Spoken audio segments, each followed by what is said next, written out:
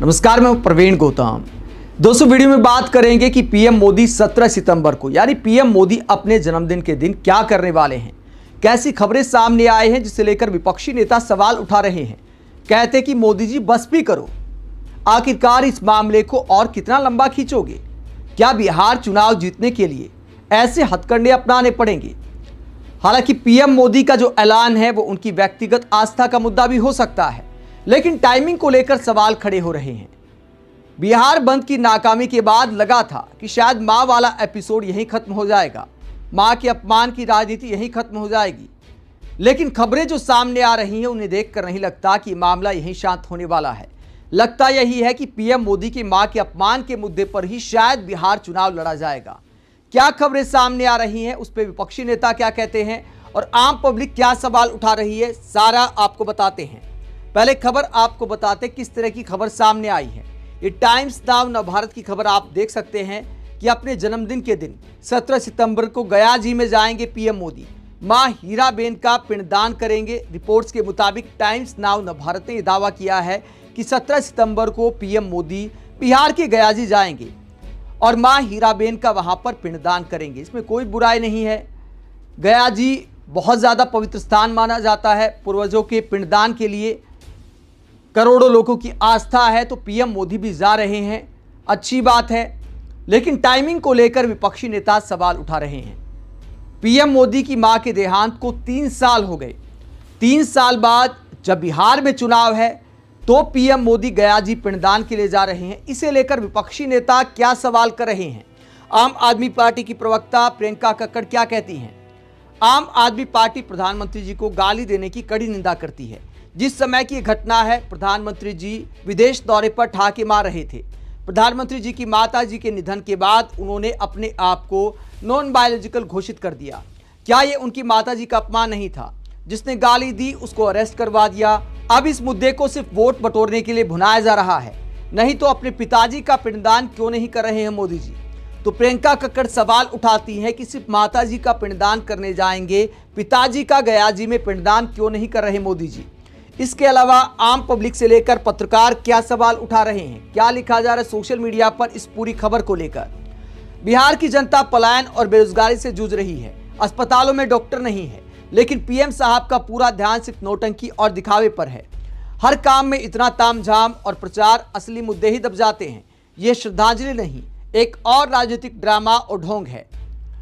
Times now Navbharat ने खबर लगाई तो पब्लिक सवाल करती है, टाइम्स वाले भैया ये भी बताइएगा कि उन्हें परंपरा के अनुसार मुंडन भी करवाना चाहिए था उस वक्त जब माता जी का देहांत हुआ था, और गया जी में पिंडदान के दौरान तो करवाना ही चाहिए, बताइएगा उन्हें।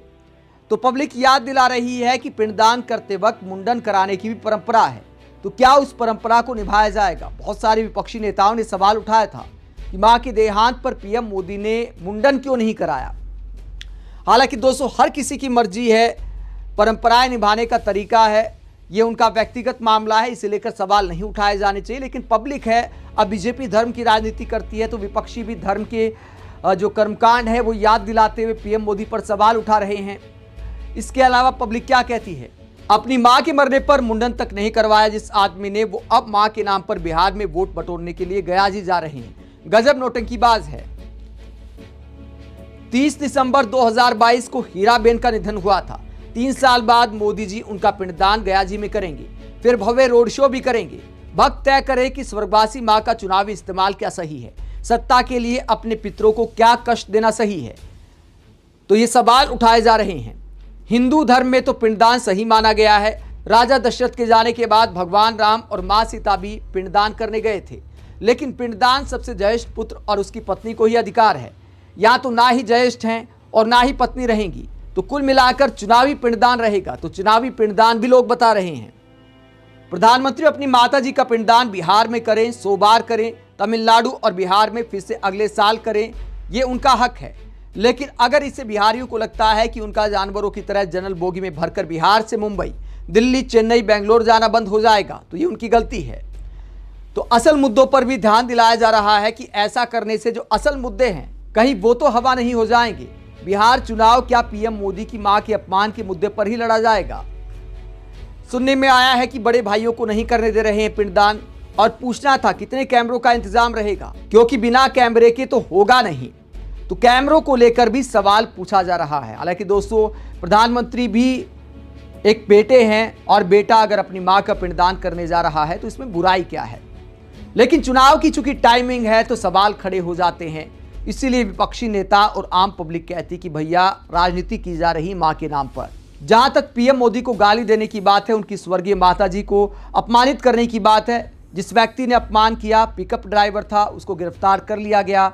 अब एक पिकअप ड्राइवर की गलती पर 150 करोड़ की आबादी के देश में हमारे देश के सबसे ताकतवर पद पर बैठे प्रधानमंत्री क्या सियासत इस पर कर सकते हैं, क्या करनी चाहिए? आप इस पूरे मसले पर क्या सोचते हैं? क्या बिहार चुनाव तक मां के अपमान का मुद्दा छाया रहेगा? कमेंट बॉक्स में अपनी राय जरूर दें, साथ ही चैनल को सब्सक्राइब भी करें। नमस्कार।